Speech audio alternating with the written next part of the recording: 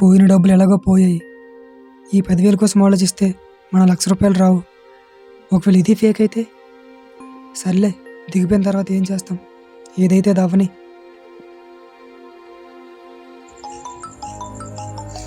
రే పవన్ గారు కాల్ చేస్తున్నాడు రా. రే నీకే కాల్ చేద్దాం అనుకున్నారా? దేనికి?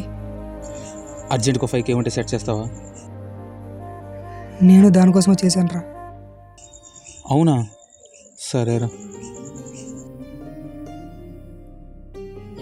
రేయ్, మనీ అంటున్నావు, మాకే అడగలేదు. రే ఒత్తినేరా, ఎప్పుడు లేనిది సడన్గా కాల్ చేసాడంటే అడిగేది అవసరం ఉంటుంది.